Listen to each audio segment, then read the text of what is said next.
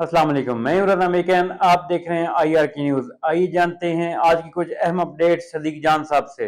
एक ऐसी खतरनाक बहस का आगाज़ हो गया जो किसी को शायद रियलाइज़ ओवरऑल मीडिया में या सोशल मीडिया पे नहीं हो रहा, लेकिन जहाँ पे इस चीज़ को फील किया जाना चाहिए वहाँ पे फील किया जा रहा होगा। देखें, बलूचिस्तान के अंदर जो लोगों को एक्सप्लॉइट किया जाता है, किस बात पे किया जाता है? यही किया जाता है ना कि हमारे इस्तेहसाल हो रहा है, हमें सिक्योरिटी नहीं दी जाती, हमें एजुकेशन नहीं दी जाती, हमें रोज़गार नहीं दिया जाता, हमारे वसाइल का मतलब ये बातें की जाती है ना। मुस्तफा नवाज खोखर साहब ने कल क्या बात की है? अल्लामा राजा नासिर अब्बास क्या बात कर रहे हैं? महमूद तनजगरी साहब क्या बात कर रहे हैं? देखें, अभी तो जो बात शुरू हुई है वो खतरनाक है और जो आगे होने जा रहा है वो इससे ज्यादा खतरनाक है। अभी वो क्या कह रहे हैं, और ये बात महमूद तनजगरी साहब ने हमें मुलाकात में ये बात बताई थी कि एक हम आखिरी कोशिश करेंगे कि मैं खत लिखूंगा नवाज शरीफ को भी, जरदारी को भी, बिलावल को भी, मौलाना को भी, सारों को लिखूंगा और इन्हें कहूंगा कि आओ बैठ के और हम बात करते हैं कि पाकिस्तान को कैसे चलाना है।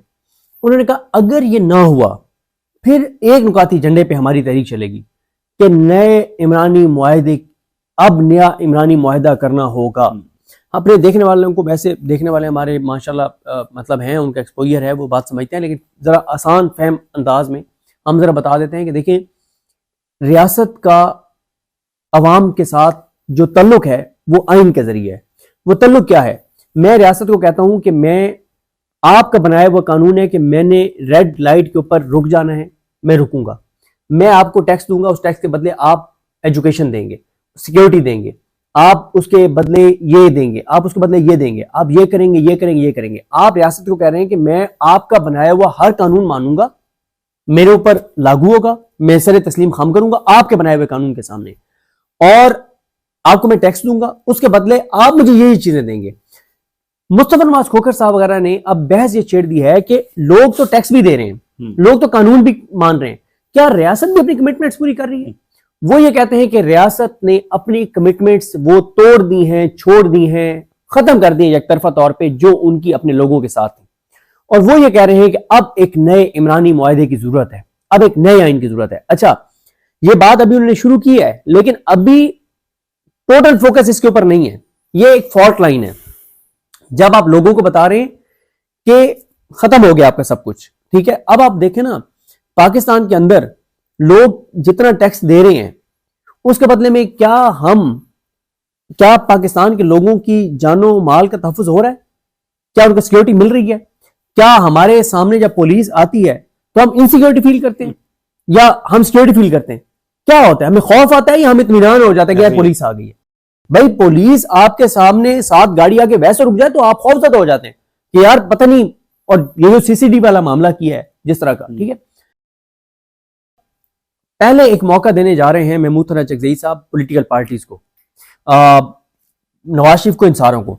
देखें, अगर ये मौका गुजर गया और अगर इसमें नाकामी हो गई तो अगली जो चीज है वो बहुत ही खतरनाक है।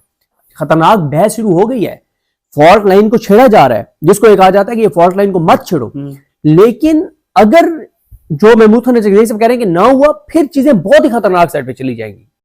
देखें, एजेके वाले निकले, उन्होंने ये नहीं कहा कि हम पाकिस्तान से अलग होना चाहते हैं, राइट्स की बात की, और उन्होंने कहा हम पाकिस्तान के साथ हैं।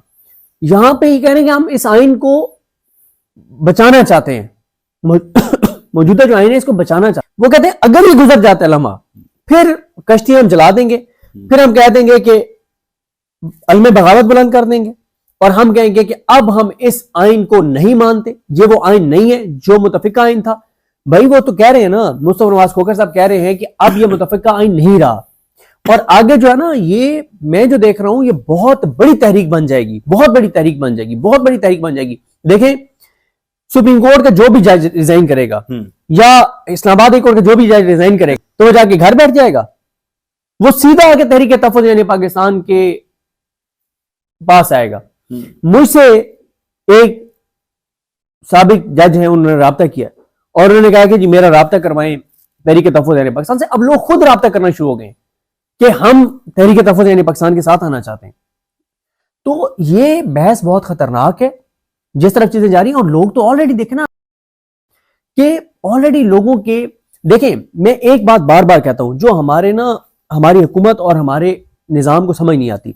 میں کہتا ہوں کہ آپ اس بات کو چھوڑ دیں کہ عمران ریاض کیا کہہ رہا ہے، آپ چھوڑ دیں محیط پیرزادہ کیا کہہ رہا ہے، ثابت شاکر کیا کہہ رہا ہے، شہزاد اکبر کیا کہہ رہا ہے، صدیق جان کیا کہہ رہا ہے، یہ ساروں کو چھوڑ دیں آپ.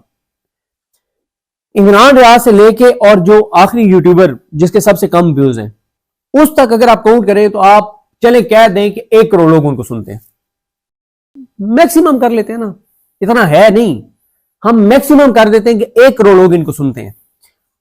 آپ ایک لمحے کے لیے چھوڑ دیں کہ یہ سارے اپنے یوٹیوب چینل بند کر دیے، لیکن پاکستان اور پنجاب کے اندر، خاص طور پہ پنجاب کی بات اس لیے ہے کہ یہاں تو بہت ہی لوگوں کا نقصان ہوا نا.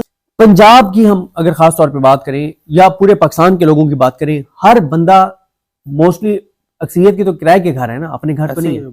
اس نے گھر کا کرایہ بھی دینا ہے، اس نے بجلی کا بل بھی دینا ہے، اس نے گیس کا بل بھی دینا ہے، اس نے گروسری بھی کرنی ہے، اس نے بچے کی اسکول کی فیس بھی دینی ہے، اس نے بچے کو جس گاڑی پہ رکشے پہ بھیجتا ہے اس کا کرایہ بھی دینا ہے، اس نے خدا نہ خواستہ گھر میں سے کوئی بیمار ہے اس کی میڈیسن بھی لینی ہے، اللہ نہ کرے کوئی زیادہ بیمار ہے اسے ہاسپٹل بھی لے کے جانا ہے، کسی سرکاری ادارے میں کام بھی ہے. مجھے بتائیں یہ جو 9 چیزیں میں نے آپ کو بتائی ہیں، یہ 9 چیزیں، اور پھر 10ویں سیکیورٹی بھی، کہ جب بچہ اسکول جاتا ہے گھر سے نکلتا ہے تو ماں باپ سیکیور ہوئے ہیں کہ وہ خیر خرید سے واپس آ جائے گا. یہ 10 چیزوں سے ہر بندہ گزرتا ہے نا، چاہے وہ کسی یوٹیوبر کو سنتا ہے یا نہیں سنتا. جو ان 10 چیزوں سے گزر رہا ہے وہ اس وقت کس کرب میں ہوگا. ایسے میسج آتے ہیں کہ بندے کی روح کانپ جاتی ہے کہ کیا چیزیں، ایسے سفید پوش لوگوں کے حالات دیکھ کے روح کانپ جاتی ہے کہ یار لوگوں کے ساتھ کیا ہو گیا. انویسٹرز کا دیکھ لیں، مجھے کل ایک بزنس کمیونٹی سے شخصیت سے ملاقات ہوئی، انہوں نے مجھے کیا کہا، انہوں نے کہا کہ ہم جب بزنس کمیونٹی آپس میں بیٹھتے ہیں نا تو ہم نے ہاتھ کھڑے کر دیے. ہمیں یہ ہے کہ وہ کہتے ہیں میں 1 ارب سے ایک پلازا کھڑا کر دیتا ہوں. کوئی صاحب بڑی گاڑی پہ گزر رہے ہوں گے، پلازے پہ نظر پڑے گی، انہیں پسند آ جائے گا، وہ پلازا پھر ان کا ہے، پھر پلازا میرا نہیں ہے.